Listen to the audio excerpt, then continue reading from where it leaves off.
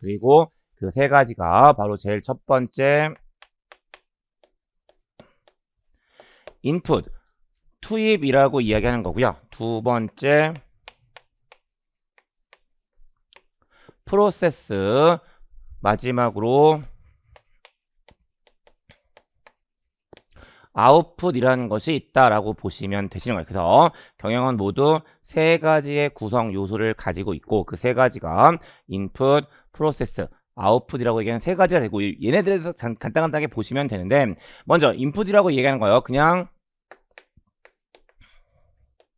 자원을 의미한다라고 보시면 될 것 같고 뭐 크게 더 이상 할 얘기가 필요한 내용들은 아니라고 보여져요. 그 다음에 프로세스, 얘가 이제 뭐의 의미를 가지고 있냐면 기업의 의미를 가지고 있을 거고요.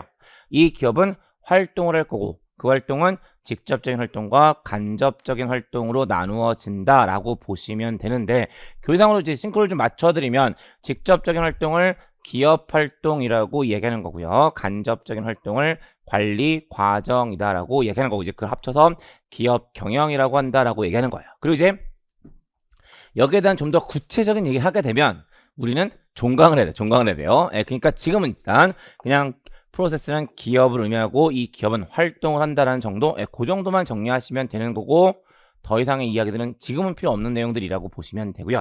결국 경영의 구성 요소에서 여러분들이 꼭 지금 정리하셔야 될 내용은 뭐라고 보시면 되냐면 이 아웃풋과 관련된 내용이라고 보시면 되세요. 그럼 이제 이 아웃풋에 대한 내용 잠깐 보시면 이 아웃풋은 크게 두 가지로 나누어진다라고 보시면 되고 그 두 가지가 형태를 가지는 아웃풋과 형태를 가지지 않는 아웃풋으로 나누어진다라고 보시면 되죠. 그랬을 때 형태를 가지고 있는 아웃풋을 우리는 재화라고 이야기하는 거고 형태를 가지고 있지 않은 아웃풋을 서비스라고 한다라고 보시면 되세요. 그럼 이제 여기서부터 좀 직관적으로 가면 그렇다면 기업의 입장에서 형태를 가지고 있는 재화를 만드는 경우와 형태를 가지고 있지 않은 서비스를 만드는 경우에 이 프로세스는 동일할까요? 차이가 있을까요? 그냥 직관적으로 생각하더라도 뭔가 차이가 있을 것 같으시잖아요. 예, 차이가 있어요.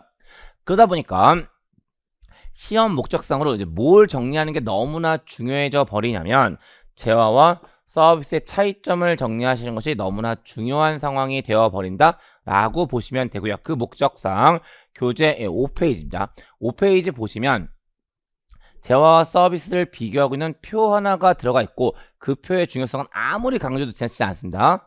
근데 이렇게 말씀을 드리면 이제 분명히 어떻게 하셨을 거라는 생각이 드냐면 그 표에다가 별 5개 박으시겠죠. 꽝꽝꽝꽝꽝 하고 별 5개 박으실 거고요. 예, 이것까지 저도 인정하겠어요. 근데 거기다 추가적으로 어떤 표시를 하시는 분들 제가 종종 보냐면 세 글자 쓰고요. 느낌표 5개 박으시는 분들이 있으세요. 그리고 그 세 글자가 뭘까요?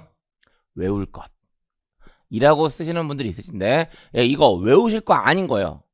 역시나 재화와 서비스의 차이점은 이해하시면 되지 외워서 갈 문제가 아닌 겁니다. 제가 짬짬이 말씀을 드리겠지만 여러분들께서는 주관식 시험을 지금 준비하시고 계시는 게 아니라 객관식 시험을 준비하고 계시는 거예요. 그러니까 재화와 서비스에 대한 차이점에 대한 그 표 역시나 외우는 표가 아니라 이해하셔야 되는 표라는 사실을 말씀드리고요. 그럼 하나씩 보겠습니다. 먼저 재화가 어떤 특징을 가지고 있는지를 잠깐 보면 이 재화라고 이야기하는 거 형태가 있으니까 재고로 가질 수 있을까요? 네, 지금 제 설명에 대해서 끄덕이실 수만 있으시면 모든 얘기는 다 되는 거예요. 그러면 형태를 가지고 있으니까 재고를 가질 수 있는데 일반적으로 재고를 가질 수 있다는 사실은 기업에게 두 가지의 효용을 제공해 줘요. 그리고 그 두 가지가 바로 뭐냐면 시간적 효용이라고 하는 것과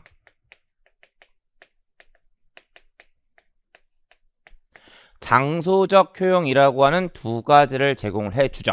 그렇다면 여기서 이야기하는 시간적 효용은 뭐고 장소적 효용은 뭔지에 대한 것들을 좀 생각해 보시면 시간적 효용은 보관이 가능하다라는 것을 의미하고요. 장소적 효용은 이동이 가능하다라는 것을 의미합니다. 그럼 다시 확인할게요.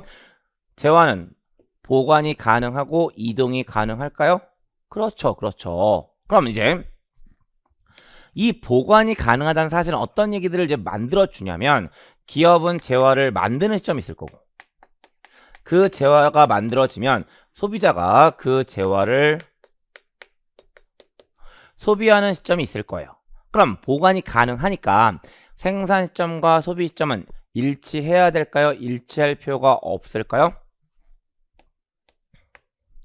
일치할 필요가 없을 거예요. 그리고 두 개가 일치할 필요가 없으니까 두 개가 분리되어 있다라고 해서 어떤 얘기를 종종 하냐면, 재화는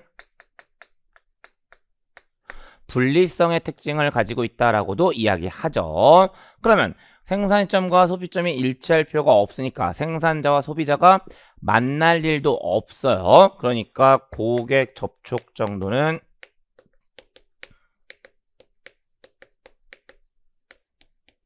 낮아진다라고 보시면 되고, 역시나 생산자와 소비자가 만나고 있지 않은 상태이니까 소비자가 해당 재화를 소비하고 나서 불만이 생겼을 때 그 불만을 제기하는 데 걸리는 시간은 생산 시점을 기준해서 뒤로 갈까요? 앞으로 갈까요? 뒤로 가겠죠. 그리고 이걸 뭐라고 표현하게 될 거냐면, 반응 시간은 길어진다라고 이야기하는 거예요. 그래서 시간적 효용을 제공해 줄 수 있다는 것은 분리성, 고객 접촉 정도가 낮고 반응 시간이 길다라는 특징을 가지고 있다라고 보시면 되는 거예요. 그 다음에 장소적 효용, 이동이 가능하고요. 이동이 가능하면 시장의 넓이를 넓게 해줄까요? 좁게 해줄까요? 당연히 넓은 시장에 들어갈 수 있도록 해줄 거고, 시장이 넓으니까 기업의 입장에서는 많이 만들어야 되겠죠. 그래서 대규모 설비를 가지게 되는 특징을 가지고 있다라고 보시면 되세요. 그런데 이 대규모 설비 안에는 두 가지의 의미가 내포되어 있습니다. 그리고 그 두 가지가 뭔지 하나씩 보실 텐데요. 제일 첫 번째, 그 전략상으로요, 전체 시장이 있을 때 이 전체 시장을 충족시키는 방법은 크게 두 가지가 있어요. 첫 번째, 한 곳에서 왕창 만들어 가지고요, 전체를 뿌려주는 방법이 있을 거예요. 그 다음에 또 한 가지 방법은 여기저기서 조금씩 만들어서 그 주변을 뿌려주면서 전체를 충족시키는 방법이 있겠죠. 그리고 우린 전자를 집권적이라고 할 거고 후자를 분권적이라고 할 겁니다. 그렇다면 많이 만든다는 것은 집권적의 의미를 가지고 있을까요? 분권적의 의미를 가지고 있을까요? 집권적의 의미를 가지고 있겠죠. 그 다음에 역시나 많이 만들 거니까 사람이 만드는 게 편할까요? 기계가 만드는 게 편할까요?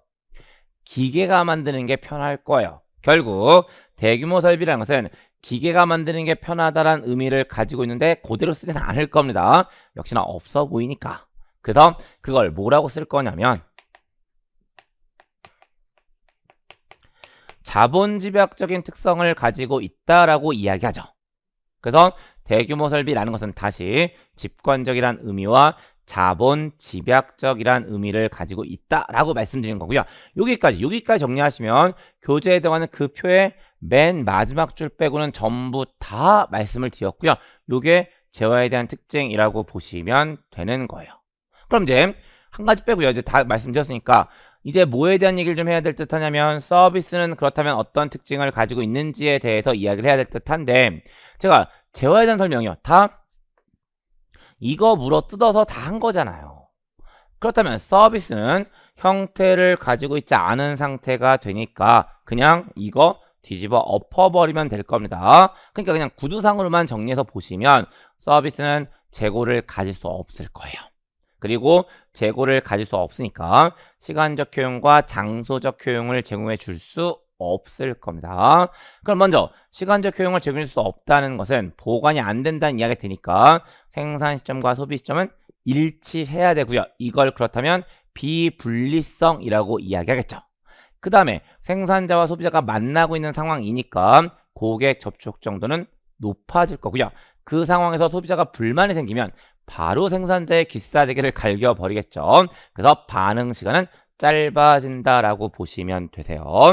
그 다음에 장소적 효용을 제공해 줄 수 없을 테니까 이동이 안 될 거예요. 그러다 보니까 좁은 시장에 들어갈 수밖에 없을 거고요.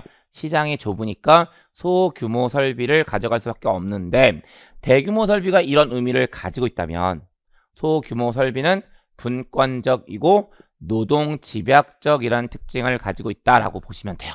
그리고 그렇게 설명드리면 서비스에 대한 특징도 다 말씀을 드렸습니다. 그럼 이제 역시 마지막 한 줄, 그게 뭐냐는 건데 다른 건 아니고요. 재화가 됐든 서비스가 됐든 아웃풋이 만들어지면 기업은 그 아웃풋을 죄송합니다. 소비자는 그 아웃풋을 소비하겠죠. 그리고 그걸로 끝나는 것이 아니라 그 다음에 뭔가 해요. 뭘 할까요? 그 소비에 대한 만족도나 품질을 측정한다라고 보시면 되는 거죠. 그랬을 때 재화에 대한 품질을 측정하는 것, 만족도를 측정하는 것과 서비스에 대한 품질 또는 만족도를 측정하는 것은 분명한 차이를 가지고 있는데 어차피 여러분들 다 소비자이시니까 여러분들의 경험을 가지고 한번 생각해 보겠습니다. 그러면 여러분들 경험을 떠올려 보시면 재화에 대한 품질 측정과 서비스에 대한 품질 측정 중에 어느 쪽이 더 객관적이셨을까요? 아마 이쪽이 더 객관적이라고 생각하지 않으실까요? 예, 맞습니다. 그래서 서비스에 대한 품질 측정보다 재화에 대한 품질 측정이 더 객관적이다라고 얘기하는 거고요. 하나만 더요. 이건 순수하게 말장난인데 그렇다면 여러분들께서는 객관식이 더 쉬우실까요? 주관식이 더 쉬우실까요? 이 질문에 대해서 주관식이라고 대답하시는 케이스를 제가 아직 보지를 못했어요. 예. 그래서 전 그냥 그걸 이용하고 있을 뿐인 거고요. 결국 어떤 표현 하나 더 말씀을 드리냐면 재화에 대한 품질 측정이 서비스에 대한 품질 측정보다 더 쉽다라고 이야기하는 거예요. 예, 근데 사실 이 쉽다라는 표현이 우리의 일상생활에도 사용하긴 하는데 그 경영학적인 관점에서 좀 다른 의미를 가지고 있어요. 그러니까 경영학에서 사용되는 쉽다라는 것은 크게 두 가지 정도의 의미를 가지고 있는데 첫 번째 이미 확인하신 것처럼 객관적이라는 의미를 가지고 있을 때 쉽다라는 표현을 쓰죠. 그 다음에 또 한 가지 시간과 비용이 저렴할 때 쉽다라는 표현을 써요. 어쨌든 뭐 어느 쪽이든지 간에 재화에 대한 품질 측정이 서비스에 대한 품질 측정보다 더 쉽다라는 사실 추가적으로 말씀을 드리면 되고 그렇게 말씀드리면 5페이지에 들어가 있는 그 표 전부 다 잡아서 말씀을 드렸고요. 그 다음에 추가적인 얘기 하나만 더 할게요. 그 교재 5페이지 보시면 그 중간에 동그라미 2번에 서비스에 대한 설명 안에 들어가는 문장이긴 한데 무슨 얘기냐면 지금 이제 재화 서비스에 대한 설명 보셨는데 이 재화는 지속성을 가지게 되고요. 서비스는 기본적으로 소멸성을 가진다라고 보시면 되겠죠. 그런데 서비스와 관련된 개념들 중에 서비스를 소비한 결과인 서비스 효과는 지속성을 가져요. 한 번 더 얘기 드릴게요. 서비스 자체는 소멸성을 가져요. 하지만 서비스를 소비한 결과인 서비스 효과는 지속성을 가진다라고 보시면 되는 겁니다.